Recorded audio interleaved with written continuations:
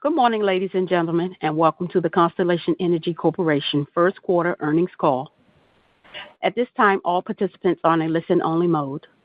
Later, we will conduct a question-and-answer session, and instructions will follow at that time. As a reminder, this call may be recorded. I would now like to introduce your host for today's call, Emily Duncan, Senior Vice President, Investor Relations and Strategic Initiatives. You may begin. Thank you, Tawanda. Good morning, everyone, and thank you for joining Constellation Energy Corporation's first quarter earnings conference call. Leading the call today are Joe Dominguez, Constellation's President and Chief Executive Officer, and Dan Eggers, Constellation's Chief Financial Officer. They are joined by other members of Constellation's senior management team who will be available to answer your questions following our prepared remarks. We issued our earnings release this morning along with the presentation, all of which can be found in the Investor Relations section of Constellation's website. The earnings release and other matters which we will discuss during today's call contain forward-looking statements and estimates regarding Constellation and its subsidiaries that are subject to various risks and uncertainties. Actual results could differ from our forward-looking statements based on factors and assumptions discussed in today's materials and comments made during this call. Please refer to today's 8-K and Constellation's other SEC filings for discussions of risk factors and other circumstances and considerations that may cause results to differ from management's projections, forecasts, and expectations. Today's presentation also includes references to adjusted operating earnings and other non-GAAP measures. Please refer to the information contained in the appendix of our presentation and our earnings release for reconciliations between the non-GAAP measures and the nearest equivalent GAAP measures. I'll now turn the call over to Joe Dominguez. Thanks, Emily. First of all, let me thank Tawanda for getting us started. You know, in our 3 short years, we've had a couple occasions where the bridge call failed. So, Tawanda, stay on your toes. Hopefully, we won't need you. Morning, everyone. Let me first thank the incredible team here at Constellation for getting us off to a strong operational and financial start.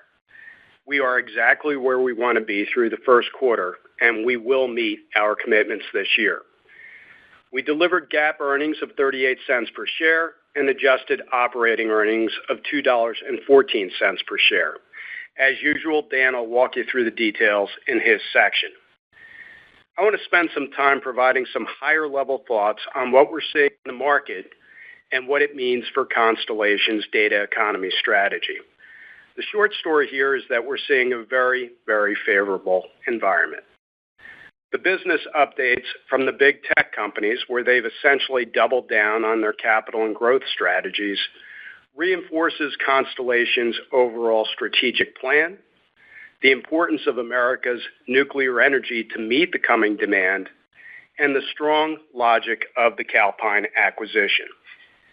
While we think there's some out there who've overstated the amount of new demand for their own reasons, we're confident that the demand can be met and that the markets will respond with demand response and new generation as needed.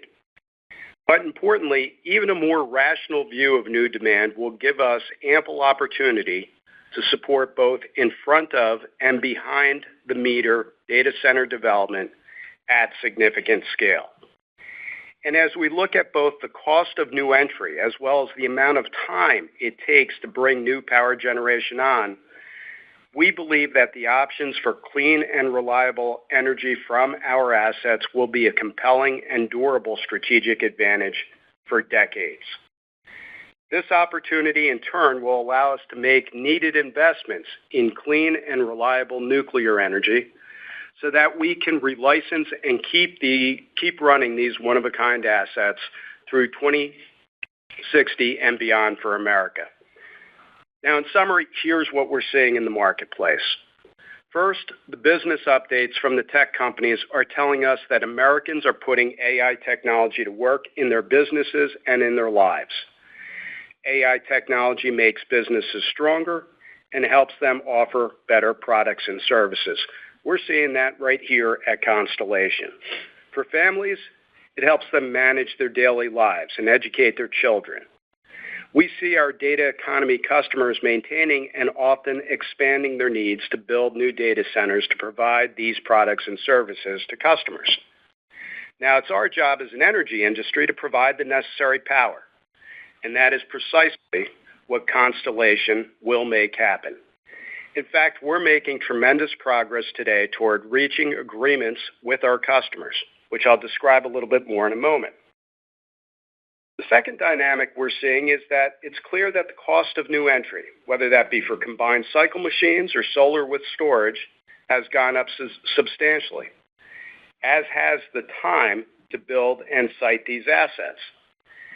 Now, at the end of the day, in a tightening market, we compete with the cost of new entry as market and new entry prices converge. And we believe our offerings for clean and reliable generation are far more attractive from a time and pricing standpoint than any competing option, whether that's used to support on-grid data center development or behind-the-meter development. Locating AI facilities proximate to large, clean, and reliable power plants continues to make all the sense in the world.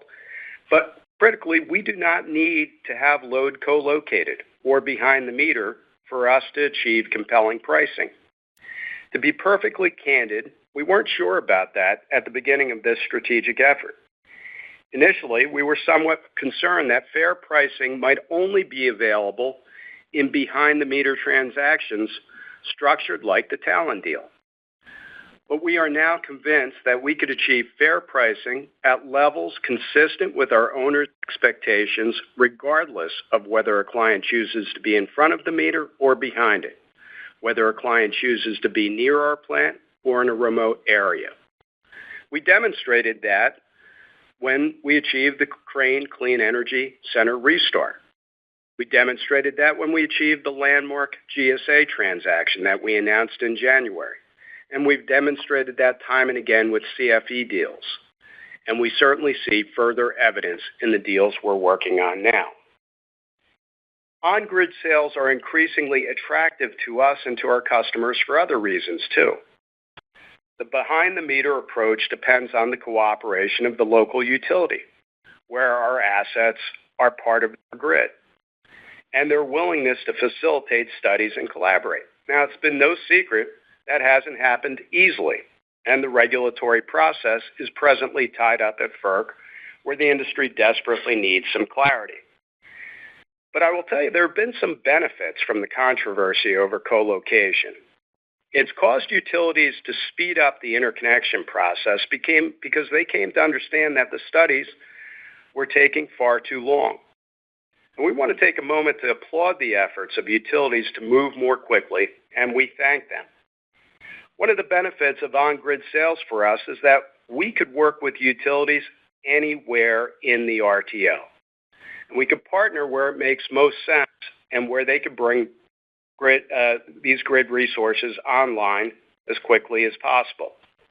This eliminates the need for extensive regulatory processes. It eliminates the complexity around behind-the-meter co-location, and it simply treats these customers like we've been treating all of our retail customers for decades. I do want to make clear that we still believe that behind-the-meter configurations will make sense for some customers, and we continue to get inbound in that area. It may be the case at the end of the day that the largest and perhaps the most important data centers from a national security standpoint will involve grid configurations where part of the data center operates behind the grid and part of it operates in front of the meter. President Trump highlighted a configuration like that recently in one of his remarks. We urge FERC to provide clarity on the rules for behind-the-meter configurations and to provide latitude so that there could be innovation here following the president's lead. The third thing we're seeing is that the encouraging data center growth updates and the cost of new entry all reinforce the strong logic of what we did with Calpine in that deal. As I'll discuss, that deal looks better to us every day. We acquired Calpine because it was an awesome company run by terrific people. The combination of Constellation and Calpine people and assets will create new capabilities for our customers, large and small, across America. But as we discussed, we were also mindful of value when we negotiated that Calpine deal. And if you now consider the cost of new combined cycle machines that Constellation, NextEra, and many others have reported, one can easily make the argument that Calpine was worth twice as much as what we paid for it. Now, of course, you might challenge me and say that the comparison of new CCGTs to the Calpine fleet does not completely square. You can say that the Calpine assets aren't brand new, and I'd have to agree with that. That is true.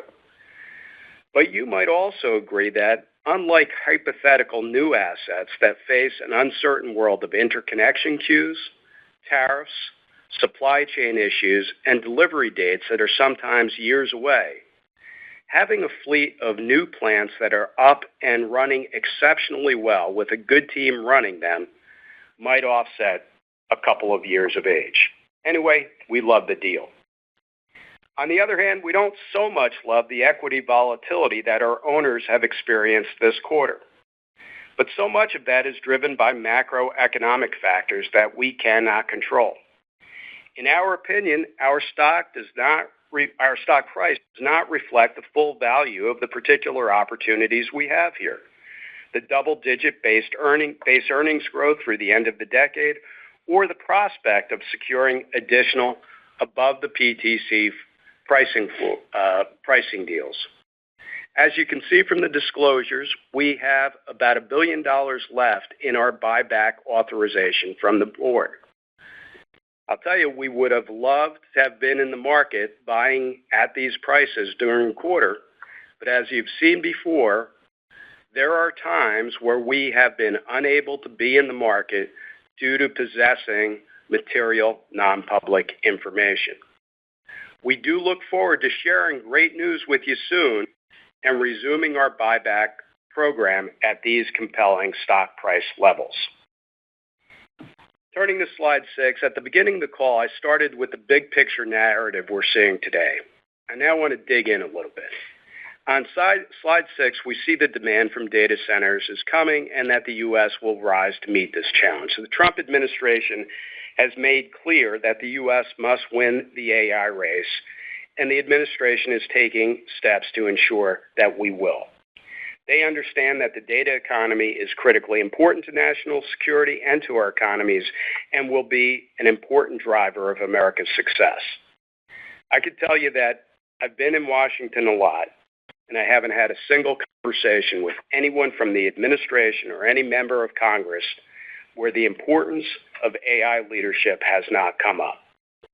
And notwithstanding news and rumors to the contrary that we've seen, the major tech companies get it too, and they've increased or recommitted to their capital plans for data center build-out. They are making these investments because AI is delivering for customers, and you can see it in their business results. Businesses and families are looking at the possibility of what AI could do for them. We have a number of projects here at Constellation where we're utilizing AI, and I could tell you the tools are marvelously effective. They're going to change operations at plants. We're going to change our relationship with customers. We are going to discover new ways to do things that are going to bring enormous value to our customers and to our owners. We're a microcosm of the demand that is coming. There's just no doubt about that. And I've said this before, while the demand is strong, we have to be a bit cautious here that there are some claims that are a bit outsized in terms of the extent or amount of that demand. Claims that are difficult to substantiate either mathematically or logically. And that's why we put slide 7 in here. As I said, electric demand will be big for our industry, no doubt about that. But to be fair, some of the hyperbole about the size of the growth is coming from stakeholders who have their own motivations, including a desire to keep building out the wire system or competitive market utilities that simply want the right or permission to go back and build generation in a competitive market. We've been seeing that in a few places. But we also see policymakers becoming skeptical about these claims. That skepticism is warranted in our view.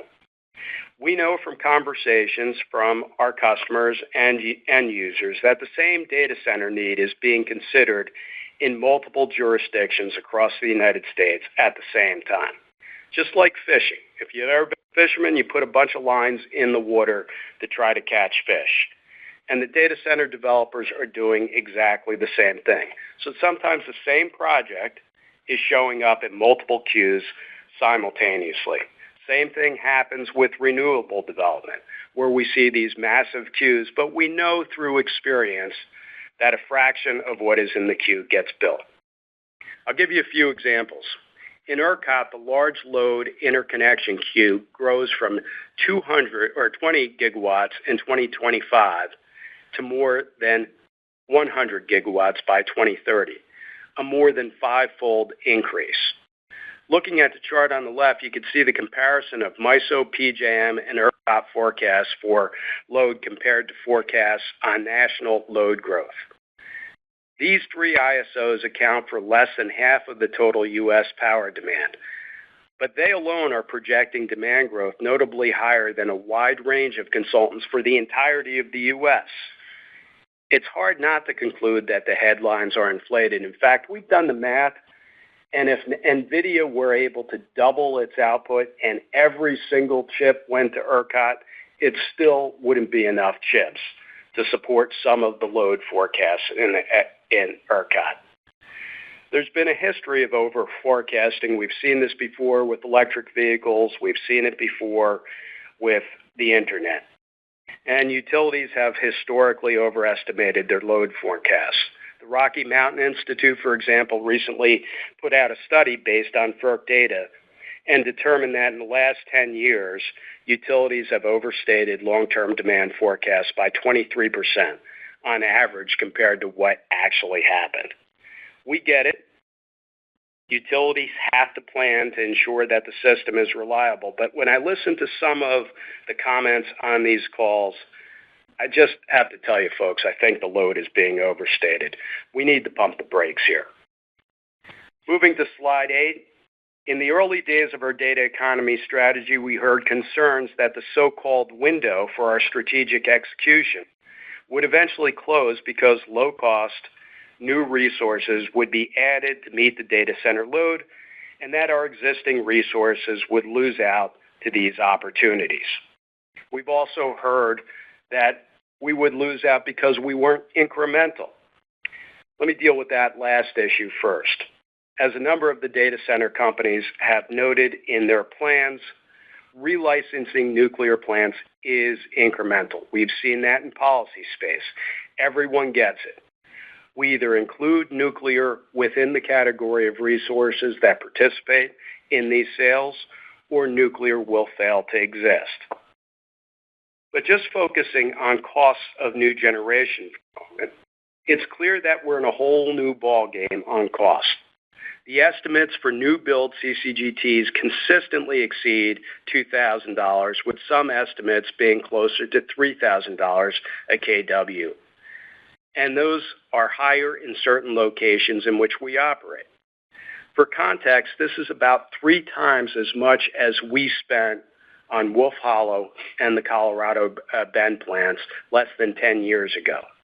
So 300% increase in less than 10 years.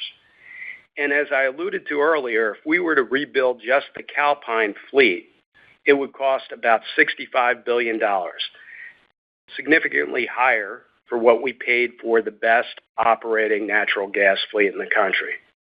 Solar is no exception to these increases. Solar plus storage is in a similar boat, with costs now exceeding $2,500 per kW. And that's even without the tariffs. If we estimate what the tariffs would do to CCGTs and solar plus storage, we could easily see costs going another $5 to $10 higher for CCGTs on a megawatt hour basis, and another $30 to $50 higher for storage and solar put together. The important strategic point here is that Constellation's fleet ultimately will compete with these new entrants for the right to serve the growing needs of America. In the early days of the discussion of the AI power dynamic, and I got to tell you, I smile a little bit when I say early days. I mean, when we were talking about this last year, we often described our competitive advantage at Constellation in terms of speed and reliability as compared to new renewables, because renewables are not reliable. And we thought our competitive advantage over new natural gas in terms of speed and sustainability, because gas emits CO2.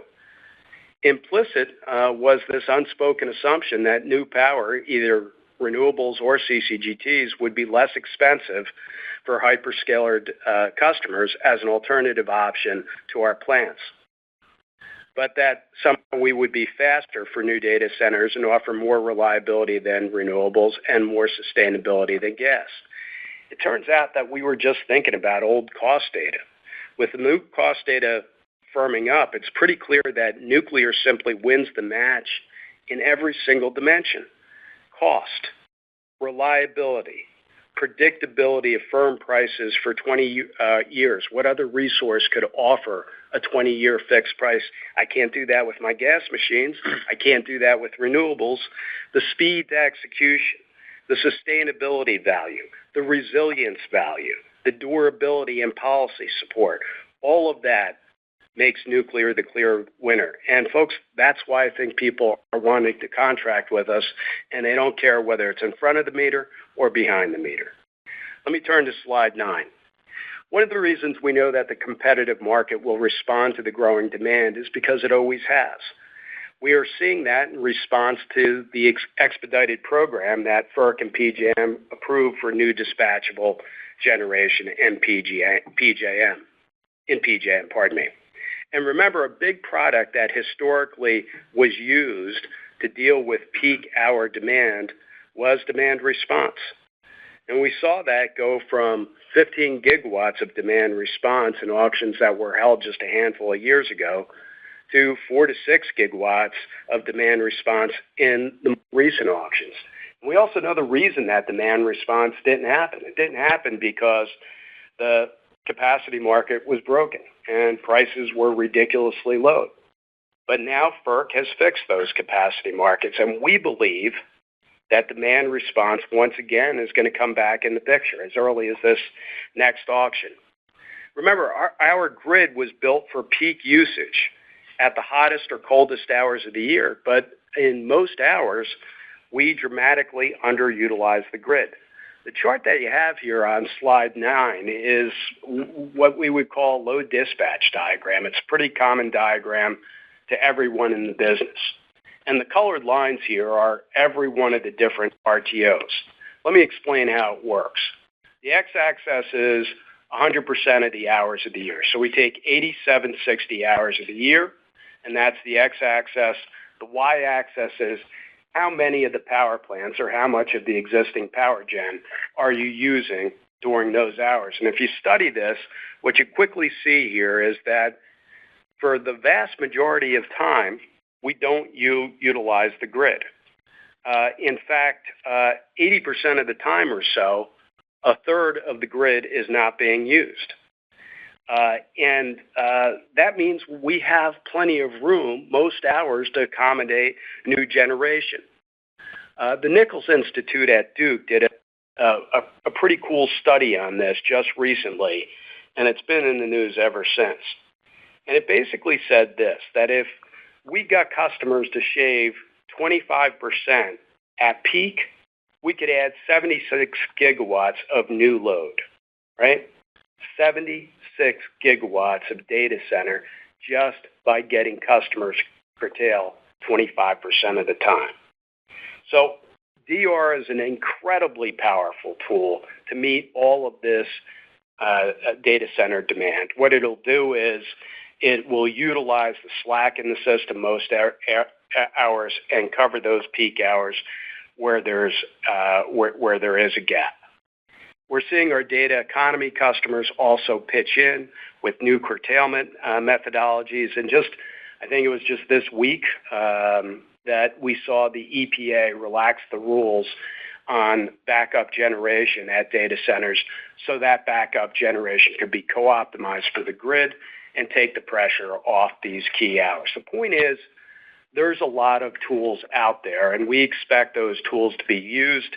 And again, I think we'll see some of that here in this upcoming auction. It'll put some downward pressure on the strain that we've seen in the prior auction, in my view. Now, let me turn to slide 10. Constellation has some unique advantages that will ensure we're a large player in this space. We've talked about this. But again, we have existing megawatts that are available to deliver power now. We have clean and sustainable energy, which is going to be useful just now in this environment, but also in the future as concerns about climate continue to resurface. We could offer price certainty that is very different than any price certainty we could offer from any other resource. We've talked about speed, and we've talked about the ability to work anywhere with any customer, any part of the grid.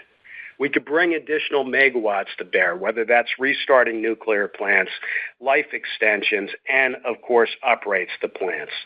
After Calpine closes, we're going to be able to provide this capability coast to coast. And finally, just as we look for partners, our investment-grade credit rating is a huge competitive advantage because it gives customers confidence that we will be there and stand behind our contracts in the long term. We're well positioned to create additional value for our owners through our role serving the data economy customers, and we're super excited about that. Now, let me close out with the Calpine transaction. It's been a few months since we announced the deal, so I want to tell people what we've been up to.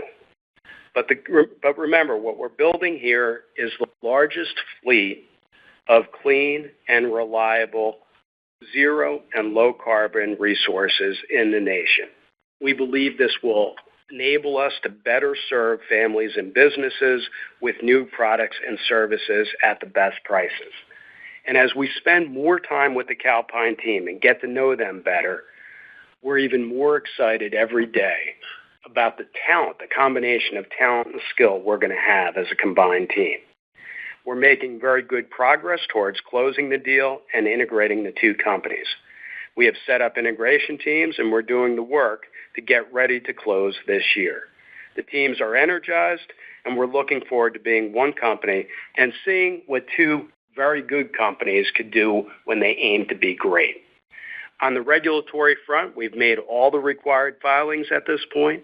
We received a deficiency notice from FERC and a second request for data from the DOJ. As you know, in large transactions, things like that should be anticipated. We filed our answer to the FERC deficiency notice on April 28th, and we remain on track to close the transaction by the end of the year. Again, incredibly excited for that. With that, let me flip it over to Dan.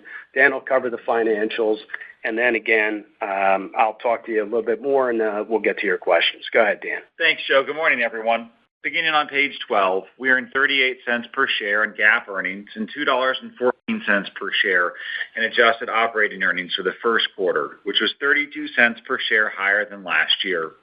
We have seen strong performance from our commercial business over the last several years, and the start of this year continues that trend.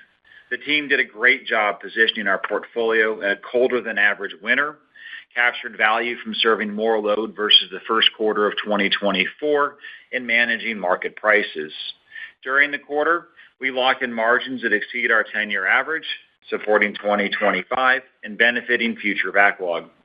As expected, we also realized higher prices for the Illinois ZEC and CMC programs when compared to the first quarter of 2024, partially offset by lower nuclear PTCs recognized during the quarter. We continue to see this means-tested PTC program working as intended.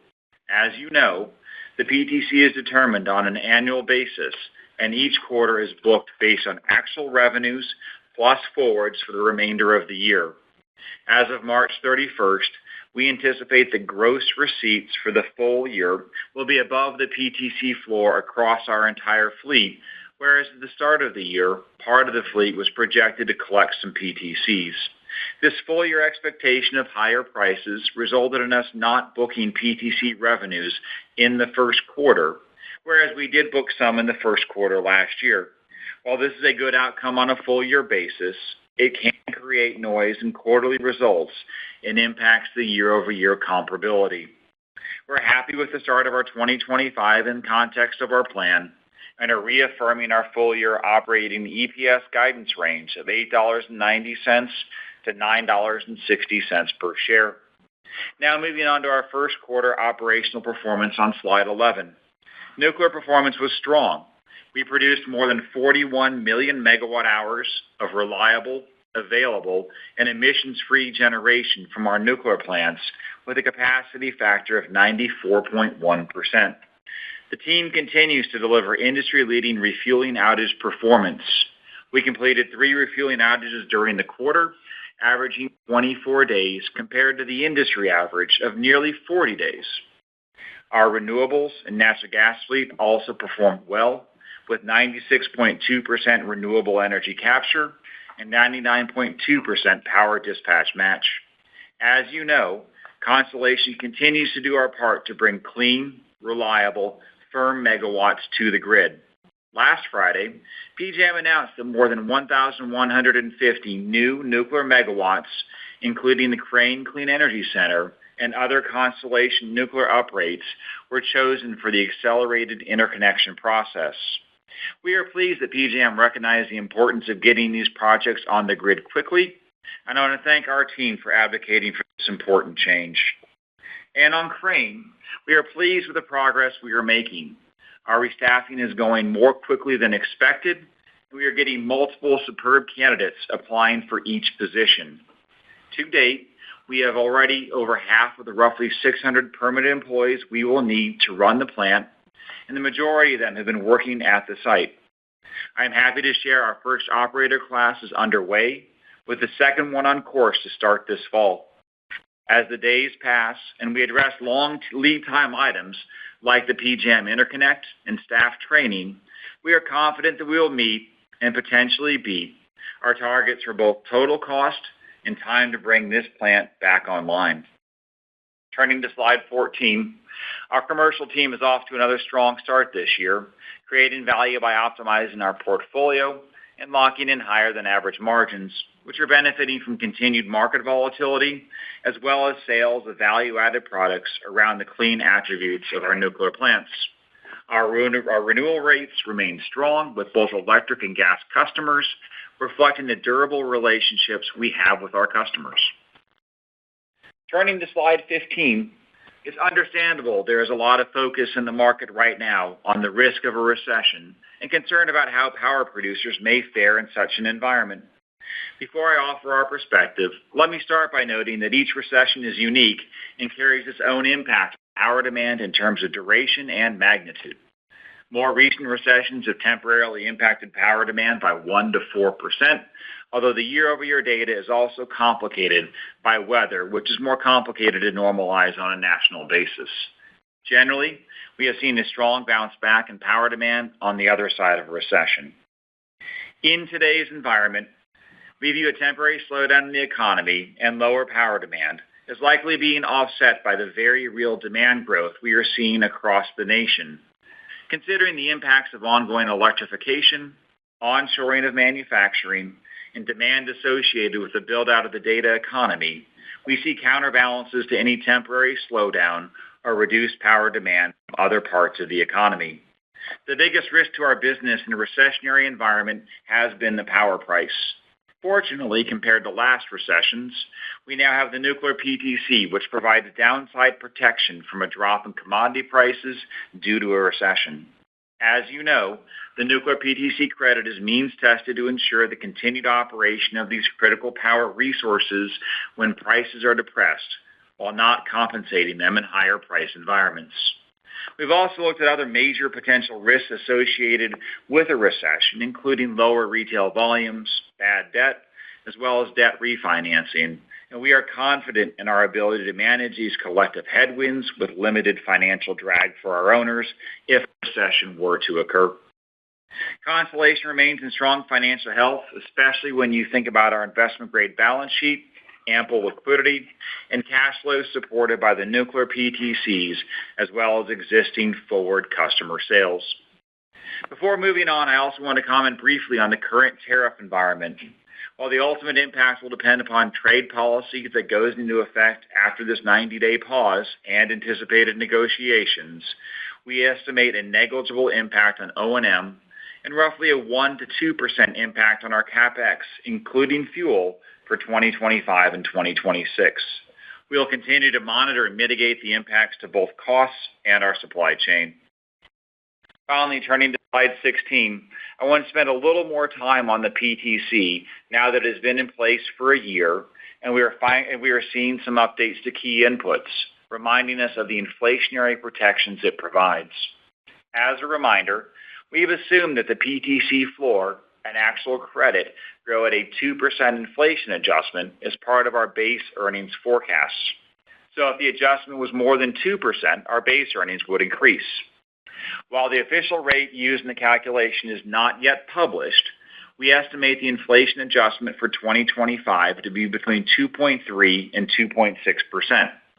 With the 2025 inflation adjustment in this range, and then returning to our 2% assumption for 2026 and beyond, we will see an earlier step up in prices that adds an incremental $500 million in revenues to base earnings for 2028.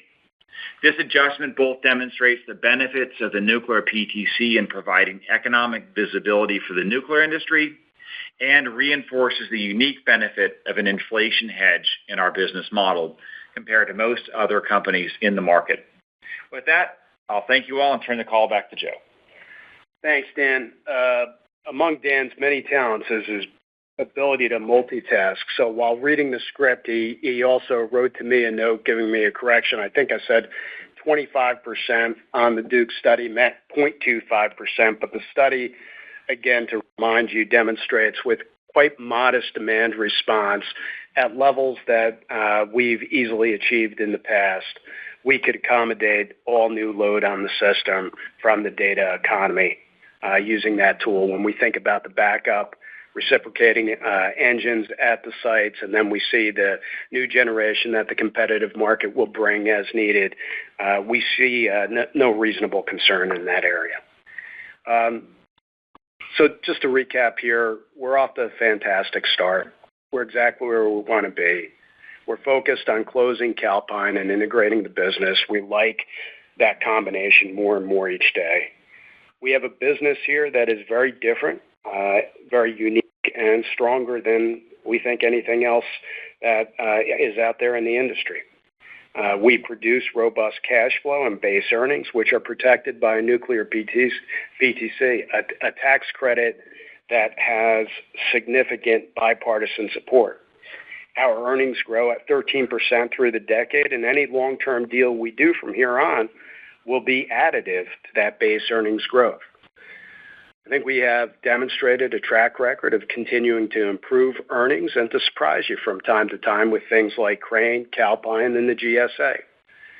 Calpine will add at least $2 in EPS and $2 billion of free cash flow before growth starting next year. And not only does the PTC provide protection to the nuclear fleet, but we're beneficiaries of higher inflation through higher PTC floors, and Dan just covered that. So we're poised to build on the foundation by capturing value from the opportunities that we see in the data economy and in the overall economy as load continues to grow and industries are onshored. Our existing fleet is vital to America. We understand that. We're going to continue to make investments in making that fleet better, longer lived, and increase the output. But we're in a position right now to meet the demands of the time and to support America at this critical point. And I got to tell you, I couldn't be prouder of the team we have here. With that, we'll close down our prepared remarks and take your questions. Thank you. Ladies and gentlemen, to ask the question, please press star 11 on your telephone, then wait for your name to be announced. To withdraw your question, please press star 11 again. Please stand by while we compile the Q&A roster. Our first question comes from the line of Jeremy Tonet with J.P. Morgan Securities. Your line is open. Morning, Jeremy. Hi, good morning. Thank you for all the details this morning, especially the behind the meter, front of the meter, and potential combinations thereof. And just wondering if you could pick up on some of the details in the slides here. If you could provide more details on the progress towards long-term customer agreements, as you talked about in the slides a bit there. Are you seeing incremental customer comfort around structures kind of independent of FERC clarity at this point, or do we still need policy clarity here to get deals inked? Jeremy, I think policy clarity would be welcome, but look, I think like anyone else, when they're trying to grow and they run into a delay or roadblock, people start figuring out ways around it. And I've indicated on earlier calls that I think some sharing of the costs made a lot of sense. I've talked about that with regard to ancillary services. And I think I indicated quite clearly that I didn't think our customers were so price sensitive that they wanted to, try to avoid all costs. They've always been willing to cover fair costs. So that's not been the issue. The issue has been speed at different times and location. So the utilities have sped up interconnection process. We see utilities out there leaning into it, and our customers have too. So they're going to those utilities. If they could get interconnected, then they're looking to us to provide the power wherever they might be on the grid for those applications. So it's not like they've grown disinterested in behind the meter. They still want to see that as an option. And if you think about every single data center that exists today, that's a perfect illustration of what I'm talking about, with some combination of behind the meter and in front of the meter. They get a lot of their power in front of the meter, but at certain times they use the backup generation at the site, which is effectively behind the meter generation, right? So this is not anything new. We've been doing it in the industry since the 1980s with cogen. But for right now, given the uncertainty, our customers pivoted. And they said, okay, Constellation, let's go on grid. Let's do what you're doing with GSA. Let's do what you're doing with Crane. And let's see if we could make something happen with utilities that are inclined to move studies quickly. That's exactly what we've done. Got it. That's helpful. Thank you. And then just kind of rounding out here, what is the expected path and timing to resolve the FERC 206 proceeding here, and how do you think about settlement at this juncture? Look, we think there's enough information right now in the FERC docket. There's enough robust information for the FERC to provide clarity. I'll flip it over to David for the process, but although we did ask for a settlement process, as it turns out, what we've seen in the docket should be sufficient for them to make a final decision on this. And they should. Look, when you've got the President of the United States basically saying the grid is too slow, too antiquated, that should be a kick in the pants to everybody in this business to get their act together and figure out rules of the road so that we're not having any uncertainty around what could be the most important technology of our lifetime, not only for our economy, but for our national security. I'll give David a moment here to talk a little bit about the process going forward. Yeah, sure. So the vast majority of the parties in the proceeding, which is quite notable, have argued to FERC and made a case to FERC that the existing PJM tariff is not just and reasonable and needs to be amended to create the clarity and speed that Joe's been talking about. And while we said we would support a quick settlement process, we also would welcome FERC to call balls and strikes very quickly on the merits of the case pending before it. In either case, speed and clarity together are quite important. And we think that whether it is settlement under a fast-track proceeding to let the parties see if they can work it out, or whether or not the Commission directs PJM to amend its tariff to address the gap in some of these rules, we think all of that can be done in really a handful of months and should be done in a handful of months. So there's a path forward under either approach. And as Joe said, we think the record is quite clear for establishing the rules to allow these critically important loads and customers to get on the system as quickly as possible. Got it. Speed would be great. No one likes the regulatory sausage making. Thank you. Thank you. Please stand by for our next question. Our next question comes from the line of Steve Fletchman with Wolfe. Your line is open. Good morning, Steve. Yeah, hey, good morning. Hi.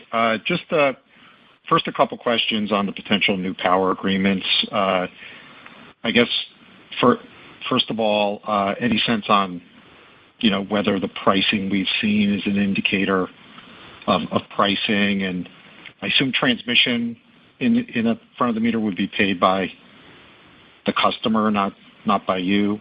And then lastly, just it sounds like when you talk about you're talking about basically selling even beyond kind of the local utility in zones beyond the local utility where the plants are.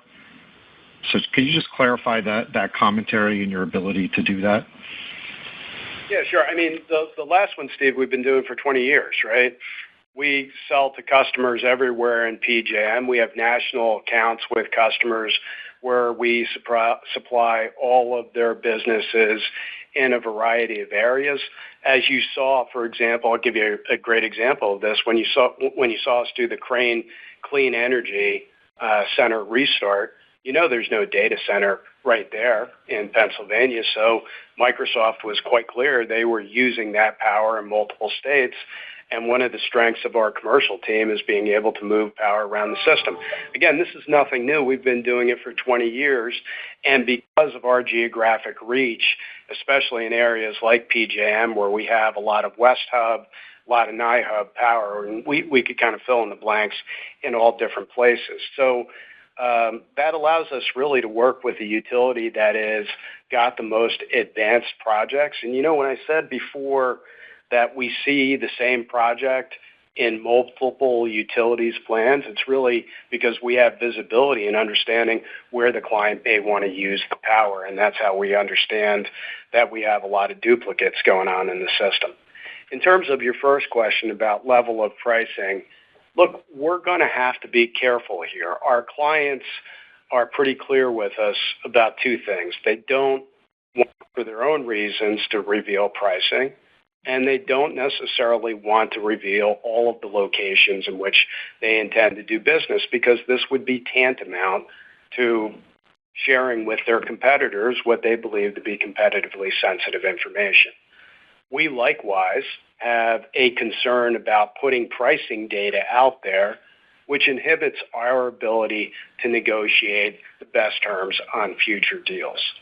So look, what I'm trying to hint at in the script is you've seen the Talon pricing. You've seen what we're talking about in terms of cost of new entry. We think our pricing should be consistent with those levels. And beyond that, I'm just simply not going to say. As to wires charges and who bears those costs, your assumption is 100% on that. That's not a cost that we bear in any relationships with our customers today, nor will we in the future. Thank you. One other question just on the IRA and nuclear. So obviously we have the reconciliation process, and one of the issues that's come up is transferability and how whether they keep transferability. I know one of the laws allowed it still for nuclear, but in the event it wasn't allowed going forward, what would that mean, if at all, for you monetizing credits? We kind of see that as a de minimis impact to us because, in particular, post-Calpine, we have plenty of tax capacity. So I know it is for others not a big hot issue for us. But you did raise the IRA, and you did note the strong support for nuclear. In the most recent letter, we saw 26 congressmen come out in support of the continuation of the 45U credit for existing nuclear, as well as 45Y to expand and relicense existing nuclear. That's 26 congressmen. You put that together with the earlier letter, and there was just not a complete duplication of signatures. There were 12 additional members in that earlier letter supporting the tax credits that were not included in this last letter that had 26 members. So all told, we have 38 members of Congress, Republican members of Congress, supporting the tax credit. That makes sense because if you remember, the tax credit was actually created by Republicans. These were Republican ideas for the nuclear tax credit. And even in the bill by Senator Kramer and Congresswoman Fedorchak, we're seeing the same thing, a recognition that it's important to keep the nuclear plants alive. And so I'm not seeing anything impacting transferability or frankly, nuclear being discussed. And I am spending a lot of time on the Hill to make sure I got my ear to the ground on anything that might happen. So we're very pleased with the support. The reconciliation process will no doubt be bumpy, and we'll see some ups and downs and twists and turns. But I think we're as well positioned as anyone. Dan, do you have any other thoughts on? Yeah, I mean, just for clarity, Steve. When we look at the forwards where they are today, we do not need to transfer any credits, and we actually might be with our tax position looking to buy other people's credits if they came available at a discount. So we feel comfortable with the forwards where they are today. Thank you. Thank you. Thanks, Steve. Please stand by for our next question. Our next question comes from the line of David Arcaro with Morgan Stanley. Your line is open. Good morning, David. Oh, thanks so much. Good morning. On behind the meter, I appreciate all your comments here on the front of the meter, behind the meter. I guess just maybe drilling into the behind the meter opportunity, like, is that diminishing here? Are you seeing those conversations shift and kind of move over to front of the meter? Or do you still have, a significant level of interest kind of waiting for the FERC clarity that might open up that path? Yeah, David, I'll say, I think these folks want to get on with the show and start construction. And so with the current situation around behind the meter and no one knowing exactly when we're going to have the necessary clarity, the discussions are in front of the meter with the utilities and with the customers. The logic of behind the meter, in particular for these massive training data centers of the kind like the president was talking about in Texas, in my view, are still going to need behind the meter support, because you're not going to accumulate 4 and 5 gigawatts of power on the grid. Just not going to happen. So you're going to see things, I think, in the fullness of time that are going to have front of the meter connections, but you might actually supplement and build more power plants at the same site that'll never touch the grid, and they'll be behind the meter. And that's why I was saying, this is more in the category of brainstorming, but it's important that FERC not constrain innovation for cogeneration and co-location. Imagine had we done that in the 1980s and said, we're not going to consider, imagine how much cogen we would have lost in this country. So we're going to see some combinations that frankly we're not aware of here. But right now the conversation is where there is clarity. And where there is clarity is front of the meter. And because we go anywhere in the RTO, that suits us just fine. Got it. Great. Yeah, that's really helpful color. Then maybe I was curious if you could synthesize some of your thoughts on just the demand outlook for data centers. The supply outlook, as you've noted, is challenging, but then considering demand response, kind of what is your view on power prices from here, looking at the market? A number of parties have gotten concerned about affordability, as an example. So how do you kind of manage that fear, but also, your underlying views of the fundamentals of the market here? Yeah, David, I think when I think about affordability, if I were to flash any chart back up on the screen, it would be that load dispatch curve. Because whether you're talking about affordability, reliability issues, when emissions actually occur in bulk, you're really talking about those peak hours in the system. You're not talking about days like today, right? There's no issue. You're talking about those peak events. So having the tools available to manage those peak events, whether it's allowing the backup gen at the data centers be a grid resource during those events, I think that's a fantastic idea. We were very supportive of where EPA went. The FLEX program that EPRI has spearheaded with the data economy customers, been deeply involved with. That's made huge progress in terms of the hyperscalers managing those events. And then demand response, which simply means the hyperscalers are going to pay a little dough in addition to what the capacity market might yield to get other industrial and commercial customers to back off in critical hours. If we're able to do that, then we're going to manage the capacity market pressures on bill. We're going to manage some of the higher costs on bills, right? And we're going to manage, at the same time, some of the emissions issues that drive climate and other considerations. That's why we focus on that. There's a tendency, I think, from lay people to look at this as we need energy at all times on the grid. These charts should tell you that's absolutely not true. Most of the time, we have an abundance of energy. So I think that's part of managing the story. You want to put off, to the extent possible, unnecessary investments in generation. So I think I'm a little bit of an outlier here, but as I see the world, the next 5, 6, 7 years ought to be quite manageable, and I think storage is going to be a part of this answer. What I worry about is the period after that. What happens 10, 15 years down the road? What happens if we then come back and we think about things like climate differently than the administration presently is thinking about them today? What happens if we have climate events that, bring that all back? And I think the answer that we offer and that we've encouraged to the administration is let's spend some money on research and development so that if we do build gas machines, they don't become stranded in an environment where climate becomes a major consideration. We continue to invest in sequestration and other technologies. So I think, look, that's the way we're going to have to manage the cost. But the biggest and best thing we can do is not overreact and start building things that are unnecessary. And frankly, with a lot of the hyperbole in the system, I think it's aimed at exactly doing the wrong thing. Got it. No, thanks so much. Appreciate your viewpoints. Thank you. Please stand by for our next question. Our next question comes from the line of Paul Zimbardo with Jefferies. Your line is open. Morning, Paul. Hi, good morning. Thanks for squeezing me in.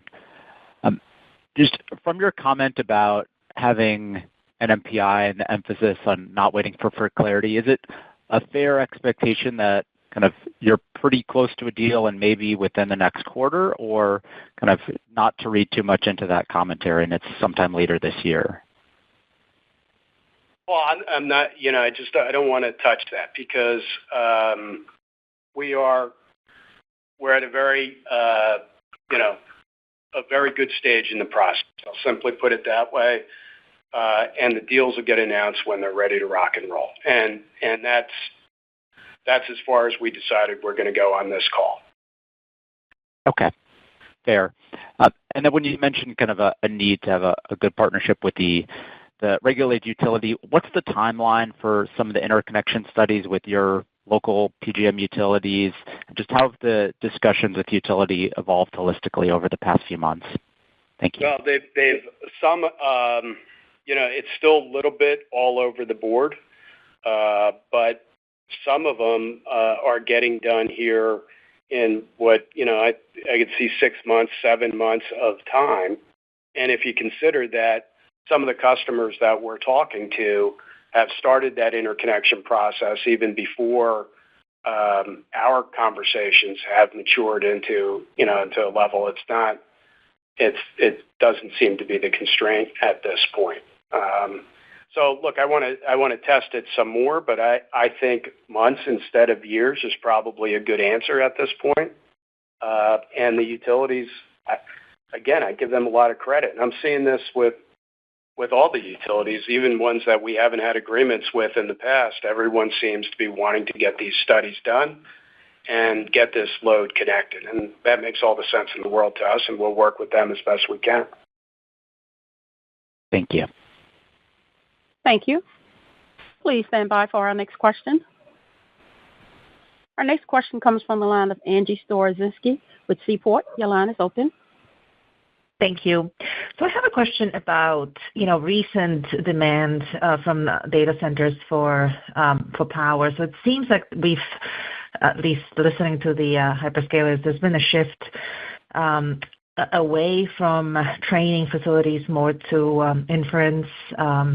And so, it seems like location matters again. So do you actually see that there's more demand for some of your assets closer to load centers and sort of smaller in size? And again, I don't care if it's front or back of the meter, but has there been a shift in what hyperscalers are looking for?